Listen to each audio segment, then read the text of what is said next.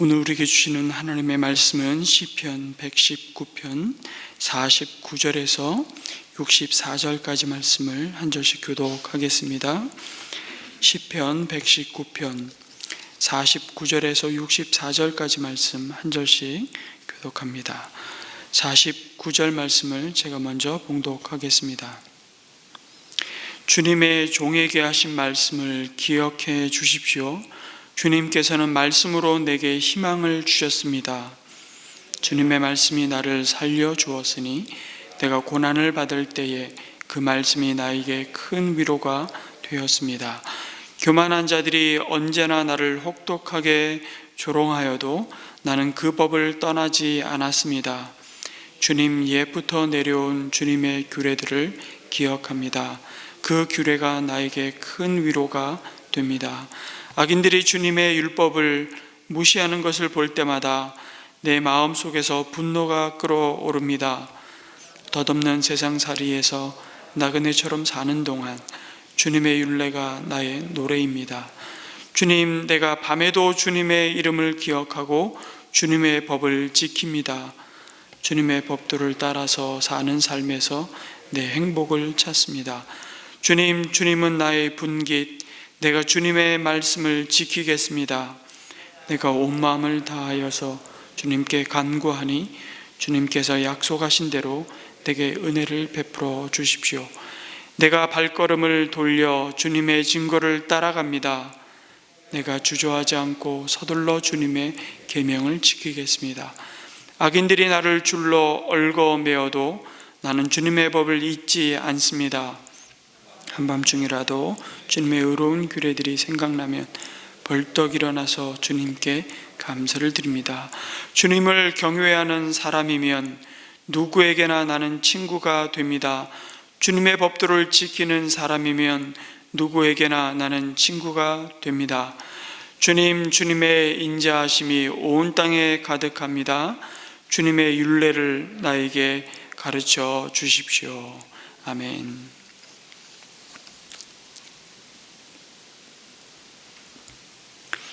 시편 119편에서는 하나님의 율법, 그 토라라고 쓰여진 이 단어를 다양한 단어를 유사어를 써서 반복해서 강조하고 있는데요. 한 8개의 유사어를 반복해서 계속 쓰고 있습니다. 법 혹은 증거, 법도, 율례 혹은 규례, 또 약속, 계명, 판단, 말씀이라는 단어를 사용해서 토라, 곧 하나님의 율법에 대해서 하나님의 백성이 어떤 관계를 맺고 또 어떤 태도를 취하는 것이 하나님 보시기에 합당하며 복된 길인지를 노래합니다. 그 율법의 각각 다른 표현들은 그 율법을 가지고 있는 역할과 그 율법을 주신 하나님의 선하신 목적을 다양한 관점에서 각각 다르게 강조하는 측면이 분명히 있습니다. 예를 들면 법으로서의 율법은 방향과 가르침을 통해서 인생을 오늘도 지도하시는 모든 계시로서의 그 의미를 강조합니다. 증거라는 표현 속에는 도덕적이고 또 종교적인 규칙으로서의 마땅히 행할 그 기준, 행위의 기준을 나타내고 또 율례 혹은 규례 이렇게 기록되고 있는 것은 새겨진, 기록되어진 것으로서 이게 분명하게 명시되어 있는 율법을 의미하고, 계명으로 말씀할 때는 권위 있게 부여하는 구체적인 명령을 말합니다.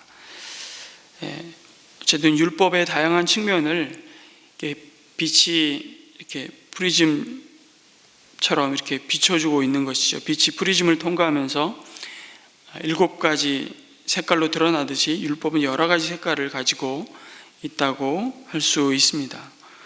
오늘 49절에 보면 시인은 주님의 종에게 하신 말씀을 기억해달라고 간구합니다. 주님께서는 말씀으로 내게 희망을 주셨다고 고백합니다. 하나님의 말씀과 하나님을 기억하며 살아온 시인이 하나님께 하나님의 말씀을 기억하시기를 호소하고 있는 것입니다. 사실 인간인 시인이 기억한 하나님의 말씀을 하나님께서 기억치 않으시고 또 그 하신 말씀대로 약속을 행하지 않으시리라는 것은 생각할 수 없음에도 불구하고 하나님이 하신 말씀을 기억해 주십시오, 이렇게 간구하고 있는 것은 어찌 보면 표현이 약간 이상하게 들릴 수도 있겠지만 우리는 주님의 약점을 가지고 기도하는 것입니다. 그 주님의 약점은 무엇입니까? 부정적인 의미에서의 약점이라기보다는 바로 하나님이 하신 약속을 반드시 지키시는 분, 그 언약에 신실하신 분. 그래서 언제나 우리의 기도가 하나님의 약속을 붙들고 기도의 자리에 나아갈 때 하나님께서 그 기도를 기억하시며 응답하시고 오늘도 그 약속하신 대로 일하고 계시는 하나님을 우리가 경험하고 오늘도 그 하나님이 우리에게 큰 위로가 된다고 고백하고 있습니다. 시인은 환난 중에, 고난 중에 우리를 이해할 수 없고 헤아릴 수 없는 고난의 때에 수백 마디 수천 마디의 사람의 그 어떤 말보다 하나님의 약속의 말씀 한마디가 시인에게 또 그 약속을 붙들고 기도하는 그 기도의 사람에게 큰 힘이 되고 위로가 된다고 말씀하고 있습니다. 그러면서 동일한 말씀을 58절에도 고백하고 있죠. 주님께서 약속하신 대로 내게 은혜를 베풀어 주십시오. 그러면서 오늘 시편의 시인은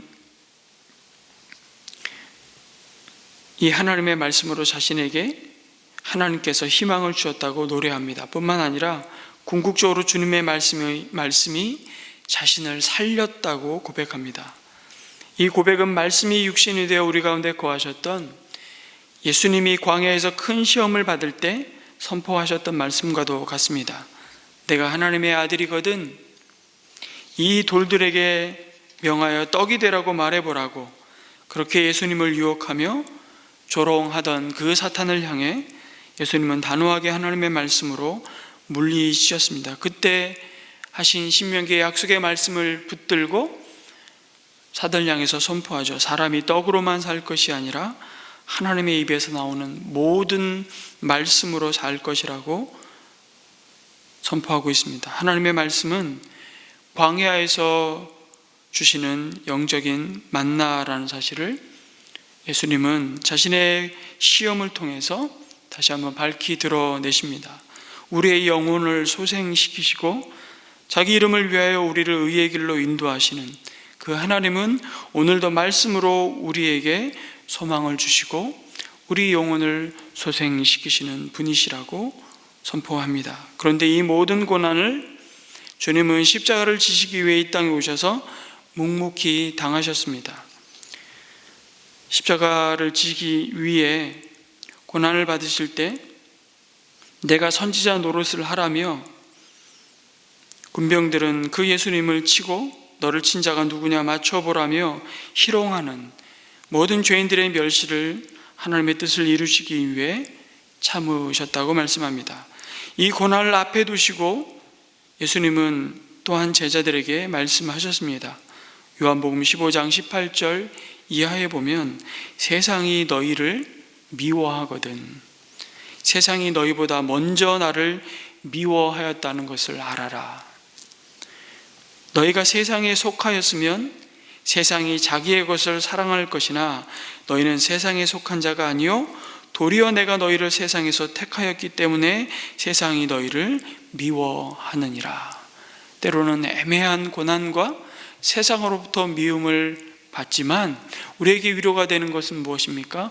오히려 그것이 너희가 바로 하나님의 택한 하나님의 백성 내 자녀인 것을 드러내는 것이라는 사실을 기억하며 낙심하지 말고 앞서 이 길을 먼저 걸어가시고 죽음을 이기시고 승리하신 주님을 바라보고 큰 위로를 지금 미리 주고 계시는 거예요. 요한복음 15장에서 담대하라 내가 세상을 이기었노라. 너희가 세상에서 환난을 당하나 담대하라.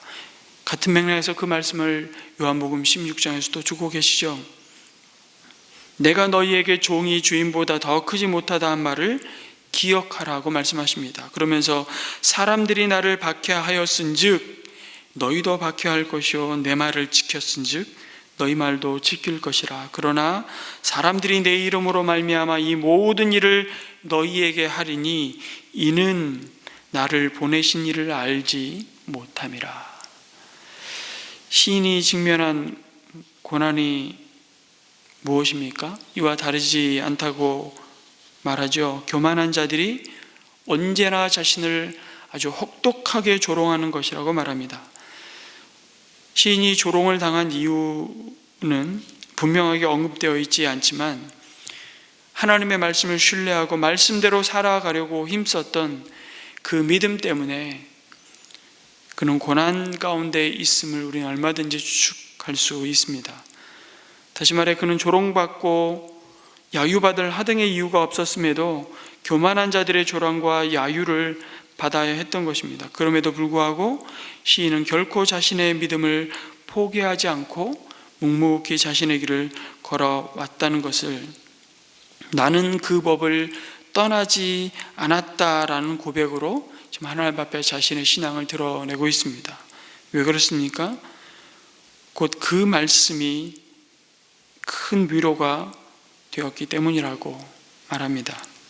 53절에서는 악인들이 주님의 율법을 무시하는 것이라고 시인의 고난을 표현하고 있고 61절에서는 악인들이 나를 줄로 얽어맨다고 말합니다. 여러분, 이 줄은 당연히 결박당하는 것이죠. 이 줄은 원래 의미는 덫이나 올가미를 상징적으로 표현하는 것입니다. 들짐승의 올가미에 걸린 것과 같이 악인들이, 하나님을 두려워하지 않는 교만한 자들이 꾸민 계략에 빠져서 거기서 벗어날 길이 없는 것처럼 보일지라도 시인은 그때에도 주님의 말씀을 잊지 않겠노라고 결단합니다.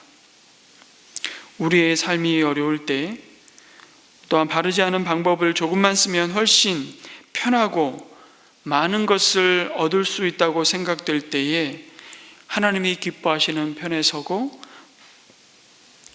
옳은 길을 선택하고 주님의 말씀에 순종하는 것은 오히려 우리에게 하나님의 큰 위로를 경험하게 하고 힘이 되며, 순종한 말씀은 두고두고 우리를 살리게 됩니다. 그것을 아는 시인은 나는 주의 법을 떠나지 아니하겠습니다라고 결단한 것이죠. 주님의 말씀이 시인을 보호해주고 소생하게 해주었듯이 자신도 주님의 말씀을 삶으로 말씀되게 하겠다고 선포하고 결단하는 것입니다. 하나님의 법을 눈 한번 찔끔 감고 떠나면 보장되는 것들이 우리의 믿음을 흔들고 유혹할 때가 참 많습니다. 다 그러고 사는데 예수님에게 천하 만국의 영광을 다 보여주면서 내가 나에게 엎드려 절을 하면 이 모든 것을 내게 주리라 유혹하는 사탄을 향해 주님은 사탄아 물러가라, 성경에 기록하기를 주 너의 하나님께 경배하고 그분만을 섬기라고 말씀하셨던 그 예수님의 모습을 우리는 기억하며 그 주님이 앞서 걸어가신 그 길을 우리 또한 따라가는 자들임을 오늘 시인의 고백을 통해서 드러내고 있습니다. 하나님의 말씀을 잠시 떠나게 만드는 유혹들이 무엇입니까? 교회에서의 삶과 내 모습과 가정과 우리를 부르신 우리 일터에서의 삶의 모습과 기준이 다르다면 오늘 시편의 말씀을 통해 주시는 이 말씀을 다시 붙잡고 기도하기를 소망합니다. 그러면서 시인은 한밤중에라도 주님의 의로운 규례들이 생각나면 벌떡 일어나서 주님께 감사를 드린다고 고백합니다. 표현이 얼마나 리얼합니까? 벌떡 일어나서. 여러분, 맛있는 음식을 먹으면 몸이 그 음식의 맛을 기억하죠. 그 다음에도 그 음식이 생각나고 또 먹고 싶듯이 하나님의 말씀의 맛을 알면 반복해서 먹고 싶어집니다. 송이꿀보다 더 단 주의 말씀, 이렇게 표현하지 않습니까? 그래서 예전에 은샘초도 그렇게 하는지 모르겠지만 저희 아이들 샘물 초등학교 다닐 때 성경 암송을 참 많이 했습니다. 하나님의 말씀을 하여 주옵소서. 시인이 고백했던 것처럼 그 말씀이 우리 가슴에 담겨지기 위해 참 많은 말씀을 어려서부터 암송하는 건 귀한, 아주 하나님이 주신 우리에게 경건한 습관인데요. 아이들이 암송하는 걸 또 힘들어하지만 어렸을 때는 암송을 정말 잘하지 않습니까?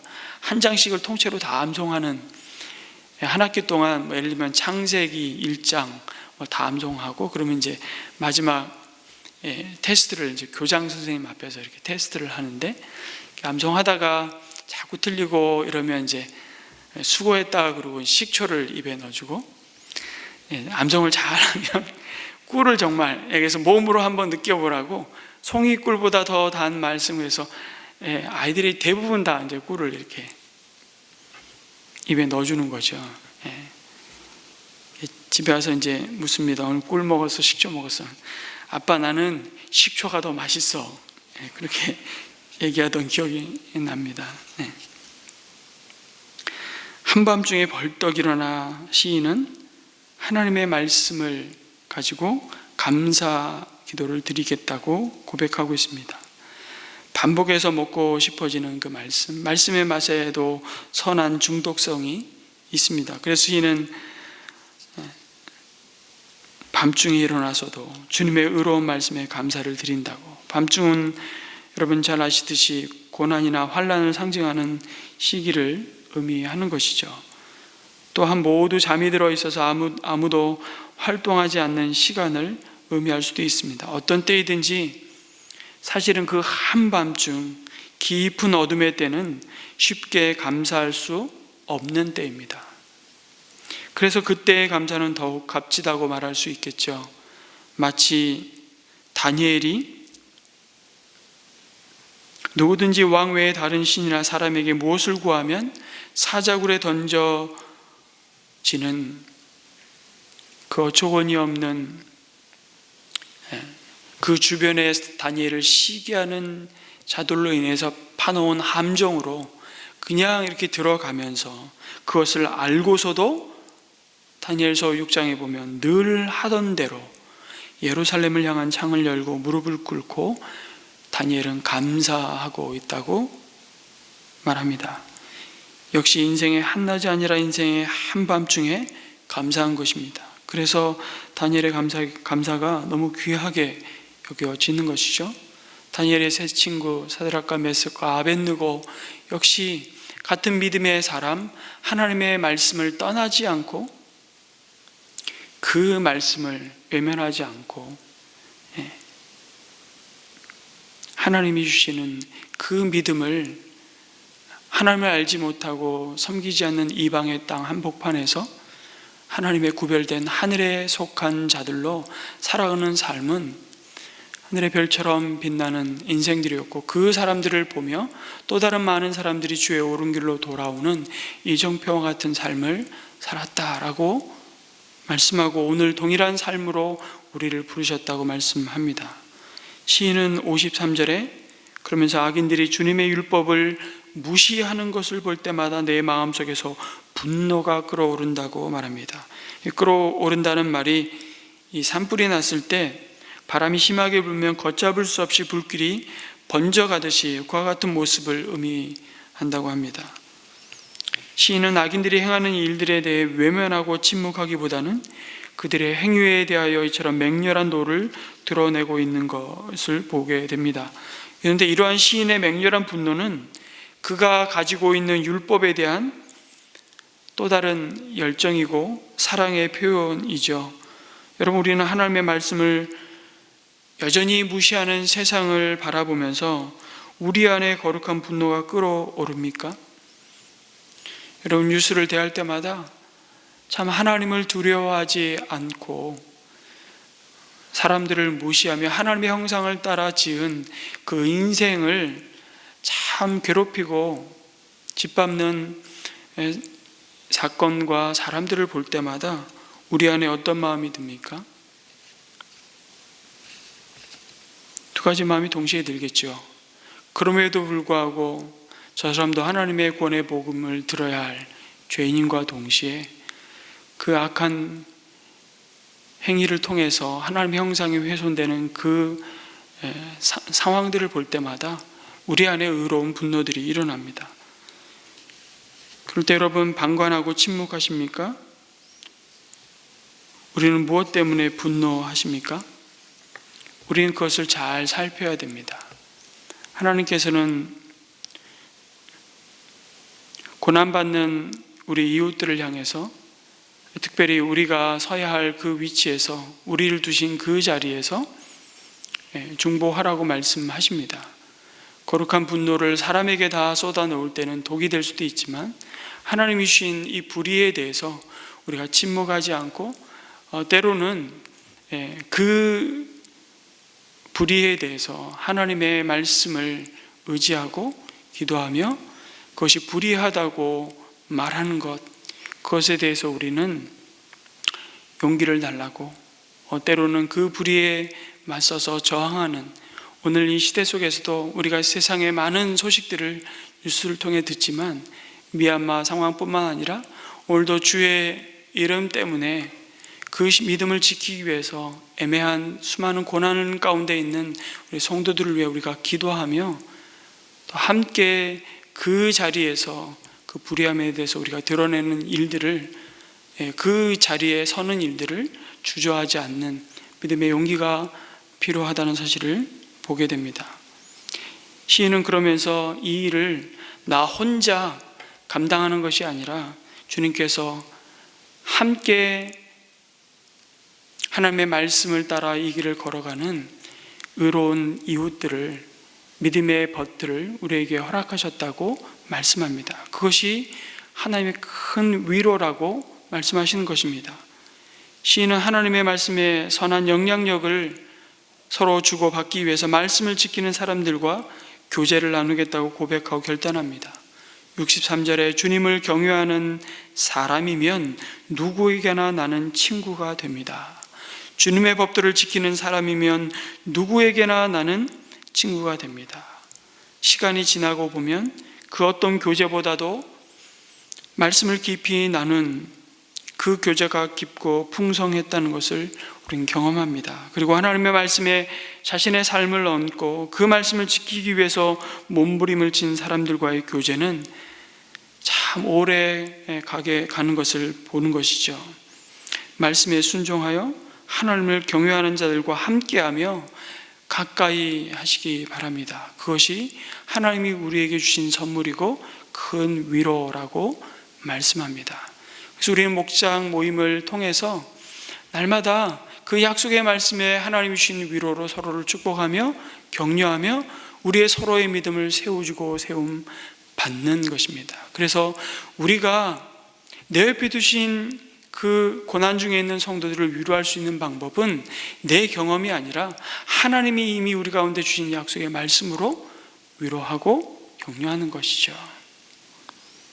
시편 그 150편의 말씀의 시작을 알리며, 그래서 시편 1편 1절과 2절은 이렇게 선포하고 시작하는 겁니다. 복 있는 사람은 악인의 길을 좇지 아니하며 죄인의 길에 서지 아니하며 오만한 자의 자리에 앉지 아니하며 오로지 주님의 율법을 즐거워하며 밤낮으로 율법을 묵상하는 사람, 그 사람이 서 있는 자리가 어디인가?